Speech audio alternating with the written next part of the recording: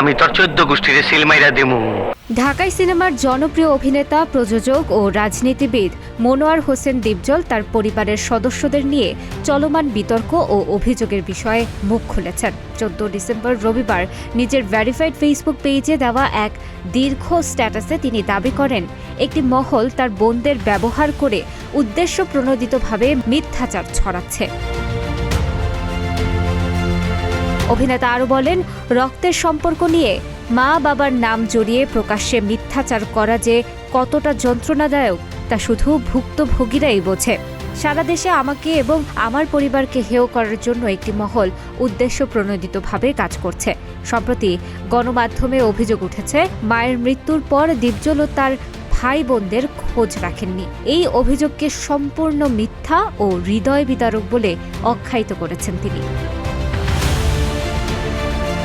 এ প্রসঙ্গে দীপজল বলেন, আমাদের বড় ভাই ইন্তেকাল করেছেন, এখনও আমরা 2 ভাই বেঁচে আছি। আমি এককভাবেই সবসময় আমার বোনদের খোঁজ খবর রেখেছি, অথচ মিডিয়াতে এসে বলা হচ্ছে মা মারা যাওয়ার পর আমরা নাকি কোনো খোঁজ রাখিনি। নিজের সন্তানদের নিয়েও মিথ্যা ছড়ানো হচ্ছে জানিয়ে তিনি ক্ষোভ প্রকাশ করেন। তিনি বলেন, সবচেয়ে কষ্টের বিষয় হলো আমার সন্তানদের নিয়েও মিথ্যা বলা হয়েছে তারা নাকি তাদের খালাফুপোদের চিনেই না।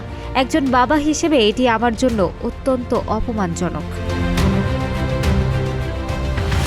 তিনি পাল্টা অভিযোগ করে বলেন, মা ইন্তেকাল করার পর তার বোনেরাই বরং কোনো খোঁজ রাখেননি এবং তিনি একাই জানাজা ও দাফনের যাবতীয় খরচ বহন করেছেন। এছাড়াও খুব শীঘ্রই এসব মিথ্যাচারের বিরুদ্ধে প্রমাণসহ হাজির হওয়ার হুঁশিয়ারি দিয়েছেন মনোয়ার হোসেন দীপজল। স্ট্যাটাসের শেষে তিনি লেখেন, ইনশাল্লাহ খুব শীঘ্রই সবকিছু প্রমাণসহ সোশ্যাল মিডিয়াতে তুলে ধরা হবে। সত্য চাপা দেওয়া যায়, কিন্তু মুছে ফেলা যায় না। দেশবাসী বিচার করবেন কোনটা সত্য কোনটা মিথ্যা।